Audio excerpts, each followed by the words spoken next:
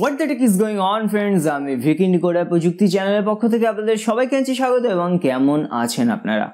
এবং বন্ধুরা, এটা হচ্ছে Infinix Note 7 যেটা বাংলাদেশে আগেই লঞ্চ হয়ে গেছে, দাম বাংলাদেশে 16,000 টাকা এবং আজকে এটা ভারতবর্ষে অবশেষে লঞ্চ হয়েছে এবং এই ফোনটাকে আমি বেশ কয়েকদিন ধরে ইউজ করছি এবং এই ভিডিওতে আমি এর পূর্ণ রিভিউ দিতে চলেছি। এর ভালো মন্দ সব দিক তুলে ধরবো, অনেক কিছু ডিটেলসে ব্যাখ্যা করব। তো বন্ধুরা অবশ্যই শেষ অবধি ভিডিওটিকে দেখবেন এবং বন্ধুরা সব কিছু অবশ্যই বলবো। তার আগে ছোট্ট অনুরোধ, যদি চ্যানেলে নতুন এসে থাকেন অবশ্যই চ্যানেলটিকে সাবস্ক্রাইব করার সাথে সাথে বেল আইকনটিকে প্রেস করবেন যাতে আমাদের আপলোড করা বাংলা ভাষায় কোয়ালিটি টেক ভিডিওস আপনারা কেউ মিস না করেন, কারণ আপনাদের প্রত্যেকের উপস্থিতি কিন্তু আমাদের চ্যানেলের জন্য অত্যন্ত প্রয়োজনীয়।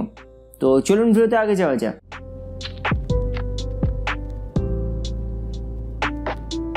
তো বন্ধুরা সর্বপ্রথম আমরা কথা বলি ডিজাইন নিয়ে। তো প্রতিবারের মতো ইনফিনিক্স কিন্তু এবার এখানে খুব একটি সুন্দর ডিজাইন দিয়েছে, বেশ সুন্দর কালারের প্যাটার্ন দেখা যায়, নানা রকম রঙের ছেটা চলে আসে, বেশ আমি বলবো দারুণ ডিজাইন। এবং এই রেঞ্জের সেগমেন্টে অন্তত যে কোনো ফোনের থেকে আমি বলবো এই ডিজাইনটা বেশি স্ট্যান্ড আউট করে। ডিজাইন আমার সত্যি খুব সুন্দর লেগেছে।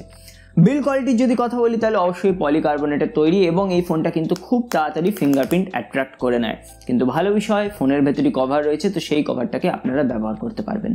যদি সাইডের বাটনসগুলোর কথা বলি তাহলে বাটনসগুলো তো যথেষ্ট রেসপন্সিভ, কিন্তু একটা জিনিস আমি লক্ষ্য করেছি যে বাটনসগুলো একটু বেশি ভেতরে ঢোকানো রয়েছে। এর ফলে কি হয় বন্ধুরা, ঠিক সেই ট্যাকটাইল ফিলিংটা আসে না। তো বাটনটা যদি একটু বাইরে হতো আমার মনে একটু বেটার হতো। এবার আমরা কথা বলি ডিসপ্লে নিয়ে। তো 6.95 ইঞ্চের ডিসপ্লে দেওয়া হয়েছে, তো এটা বিরাট লার্জ ডিসপ্লে বলতে পারেন এবং এই রেঞ্জের লার্জেস্ট ডিসপ্লে, সবচেয়ে বড় ডিসপ্লে আপনারা এখানেই পান। কিন্তু ব্যাপারটা হচ্ছে ডিসপ্লেটা কিন্তু এইচডি রেজলিউশনের, তো ফুল এইচডি রেজলিউশনের নয়। এবং আপনারা যদি কখনো আগে কোনো ফুল এইচডি ফোন ব্যবহার করে থাকেন তাহলে ইমিডিয়েটলি আপনারা নোটিস করবেন যে জিনিসপত্রগুলো কিন্তু একটু পিক্সেলেটেড লাগে। যখন ভিডিও দেখবেন মনে হবে যেন রেজলিউশনের অভাব রয়েছে, তো সেই জিনিসটা আপনাকে খেয়াল রাখতে হবে। কিন্তু যদি আমি কালার্সের কথা বলি, ভিউইং অ্যাঙ্গেলসের কথা বলি, সব কিছু কিন্তু প্রাইসের অনুপাতে একদম ঠিক ছিল। এবং আমি যদি ব্রাইটনেসের কথা বলি তাহলে ব্রাইটনেস কিন্তু খুবই দারুণ ছিল। ইভেন ডে লাইটে সানলাইটের আন্ডারেও কিন্তু দারুণ এটা ব্রাইটনেস ছিল। এখানে আমি ইজিলি কিন্তু ফোনটা সব কিছু কাজ করতে পারছিলাম, তো সেই দিক দিয়ে কিন্তু ডিসপ্লেটা খুবই ভালো সার্ভিস দেবে।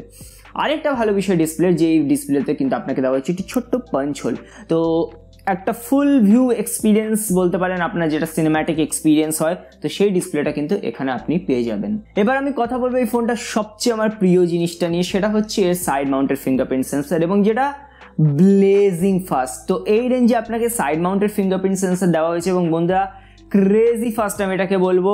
ইভেন আমার পোকো X2 থেকেও এটা ফাস্ট, অসাধারণ এখানে ইনফিনিক্স কাজ করেছে, হ্যাটস অফ বলতেই হবে। এবার আমি যদি নেটওয়ার্ক রিসেপশন, ওয়াইফাই রিসেপশন সম্পর্কে কথা বলি, সেই সব নিয়ে কোনো সমস্যা হয়নি, সেগুলো খুব স্টেবল ছিল। যদি কলিংয়ের কথা বলি তাহলে ইয়ারপিস নিয়ে আমার কথা বলতে কোনো রকম সমস্যা হয়নি। এবং এই জায়গায় বন্ধুরা একটা জিনিস আমি উল্লেখ করতে চাই যে এই ফোনে কিন্তু আপনাকে দেওয়া হয়েছে dual stereo speaker. So yes, এই রেঞ্জে আপনাকে ডুয়াল স্টিরিও স্পিকার দেওয়া হয়েছে এবং ডেফিনেটলি আপনারা এখানে একটা স্টিরিও সাউন্ড এফেক্ট কিন্তু পেয়ে যাবেন। কিন্তু খেয়াল রাখতে হবে যে এইটা যখন লাউডেস্ট ভলিউমে চলে যায় আওয়াজ কিন্তু তখন ফেটে যায়, ডিস্টরশন লক্ষ্য করবেন, মনে হবে যেন কেমন ফেটে ফেটে আসছে। তো সেই জায়গাটা খেয়াল রাখবেন, 70 থেকে 80% স্টিরিও এফেক্ট পাবেন, তার উপর যখন চলে যাবে আওয়াজ ফেটে যাবে। এবার কথা বলি আমরা পারফরমেন্স নিয়ে। তো এখানে আপনাকে দেওয়া হয়েছে মিডিয়াটেকের হিলিও G70 চিপসেট, সাথে 4GB LPDDR4X RAM এবং আমার ভ্যারিয়েন্টে 64GB eMMC 5.1 স্টোরেজ, বাংলাদেশে 128GB। এবং বন্ধুরা আমি সত্যি কথা বলবো, পারফরমেন্স কিন্তু এই ফোনটা দারুণ এবং খুবই ভালো অপটিমাইজেশন করা হয়েছে। এমনকি কিছুদিন আগে আমি আমাদের চ্যানেলে Redmi 9 Primeর রিভিউ করেছি এবং ওই দুটো ফোনের ভেতরে বন্ধুরা আমি কিন্তু কোনো পারফরমেন্সের তারতম্য লক্ষ্যই করতে পারিনি। তো পারফরমেন্স বন্ধুরা এখানে সত্যি আপনারা খুবই ভালো পাবেন। যদি গেমিংয়ের কথা বলি তাহলে আমি কল অফ ডিউটি খেলেছি মিডিয়াম সেটিং ইয়া হাই ফ্রেম রেটসে, আপনারা খুবই স্টেবল খেলতে পারবেন।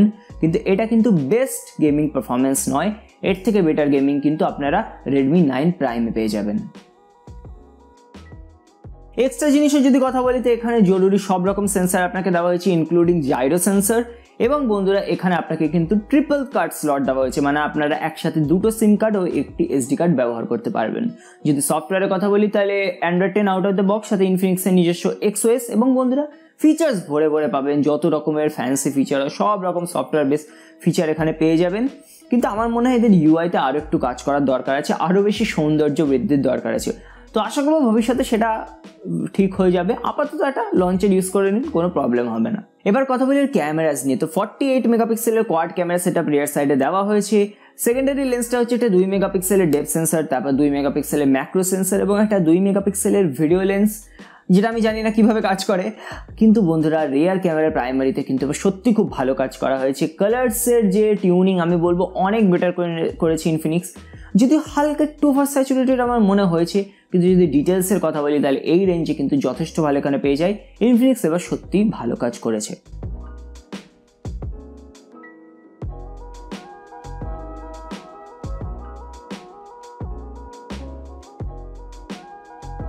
এবার বন্ধুরা ইনফিনিক্স এখানে যে জিনিসটা দারুণ করেছে সেটা হচ্ছে সুপার নাইট মোড, এবং আপনারা ক্লিয়ারলি এখানে নোটিস করবেন যে নর্মাল ছবি এবং সুপার নাইট মোডের ভেতর কিন্তু একটা বিশাল বড় তারতম্য রয়েছে।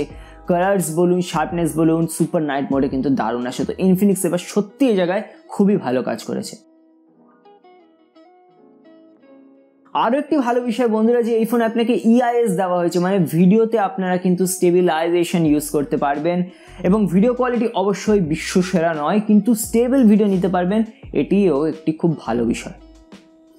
এবার যদি ফ্রন্ট ক্যামেরার কথা বলি তাহলে 16 মেগাপিক্সেলের ফ্রন্ট ক্যামেরা দেওয়া হয়েছে এবং ডিটেলস বলি বা এক্সপোজার বলি সেগুলো তো ঠিক রয়েছে, কিন্তু আমার মনে হচ্ছে টিউনিংটা একটু গন্ডগোল রয়েছে। আমার মনে হচ্ছে স্কিনগুলো একটু বেশি সাদা হয়ে যাচ্ছে, যার কারণে স্কিন টোন আনন্যাচারাল আমার মনে হচ্ছিল। তো কেপেবল আছে লেন্সটা, কিন্তু এখনও কিন্তু এখানে কাজের দরকার আছে। আমার মনে হয়েছে স্কিন টোনগুলো কিন্তু একটু আনন্যাচারাল এখানে। এবার কথা বলে ব্যাটারি নিয়ে, তো 5000 মিলি অ্যাম্প পাওয়ারের ব্যাটারি এখানে আপনাকে দেওয়া হয়েছে এবং ব্যাটারি লাইফ অসাধারণ পাবেন। ইজিলি আপনারা এখানে 1.5 দিনের ব্যাটারি ব্যাকআপ পেয়ে যাবেন। এবং বন্ধুরা এখানে কিন্তু আপনাকে দেওয়া হয়েছে মাইক্রো এসডি পোর্ট। তো ইনফিনিক্স এখনও টাইপ সিতে শিফট করেনি, কিন্তু বন্ধুরা ভালো বিষয় যে এখানে কিন্তু আপনাকে 18 ওয়াটের ফাস্ট চার্জিং সাপোর্ট দেওয়া হয়েছে এবং আরও ভালো বিষয় 18 ওয়াটের ফাস্ট চার্জারটা কিন্তু বক্সের ভেতর ইনফিনিক্স দিয়ে দিয়েছে, তো আপনাকে আলাদাভাবে কোনো ফাস্ট চার্জার কিনতে হবে না। এবং বন্ধুরা আমি বলবো যে এই যে চার্জিংটা সেটা কিন্তু কমপ্লিট হতে অ্যারাউন্ড 2 ঘন্টা 20 মিনিট মতো নেয়, আমি টেস্ট করে দেখেছি। এবং বন্ধুরা এর যে ওভারহিটিং বলুন বা হিটিং ইস্যু বলুন, তো একেবারেই সেটা লক্ষ্য করবে না। ইভেন আমি এখানে গেমিংও করেছি, আমি কিন্তু হিটিং ইস্যু লক্ষ্য করিনি। সেই দিক দিয়ে ইনফিনিক্স এখানে খুবই ভালো কাজ করেছে। এবার বন্ধুরা ফাইনাল ভার্ডিক্ট যে এই ফোনটা কি আপনাদের কেনা উচিত, দেখুন এখানে আমার ভিন্ন মতামত রয়েছে। যদি বাংলাদেশের নিরিখে বলি তাহলে 16,000 টাকায় পেয়ে যাবেন এবং সেই রেঞ্জে আমি বলবো এটা কিন্তু একটা খুবই ভালো অপশন। খুব balance, side mounted fingerprint sensor রয়েছে, পাঞ্চ হোল ডিসপ্লে রয়েছে, ক্যামেরা কোয়ালিটি ভালো, পারফরমেন্স ভালো, ব্যাটারি ভালো, ফাস্ট চার্জার বক্সের ভেতরে রয়েছে এবং আমার মনে হয় যেহেতু 128 জিবি স্টোরেজ দিয়েছে বাংলাদেশের সাপেক্ষে কিন্তু ফোনটা বেশ একটা ভালো অপশান। কিন্তু যদি ইন্ডিয়ার সাপেক্ষে বলি এখন অবধি আমার দামটা জানা নেই, কিন্তু ইন্ডিয়ায় যদি এই ফোনটার দাম 11 থেকে 11,500 টাকার ভেতরে রাখতে পারে তাহলে আমি বলবো এটা ভালো চয়েস। কিন্তু তার উপরে যদি চলে যায় সেক্ষেত্রে রেডমি নোট 9 অনেক বেটার অপশান হবে। এবং আপনি যদি এমন ইউজার হন যার কাছে এইসব সাইড মাউন্টেড ফিঙ্গারপ্রিন্ট সেন্সর বা পাঞ্চ হোল কোনো ম্যাটারই করে না, তাহলে আপনি টাকা আরও কম দিয়ে রেডমি 9 প্রাইমই কিনে নিতে পারেন। তখন বন্ধুরা সিদ্ধান্তটা আপনাদের কি মনে হয় কমেন্ট করে জানাতে ভুলবেন না। ভিডিওটি ভালো লাগলে অবশ্যই লাইক করবেন। তো আপনার দিন ভালো কাটুক, আজকের মতো বিদায় জানাচ্ছি। সবাই ভালো থাকবেন।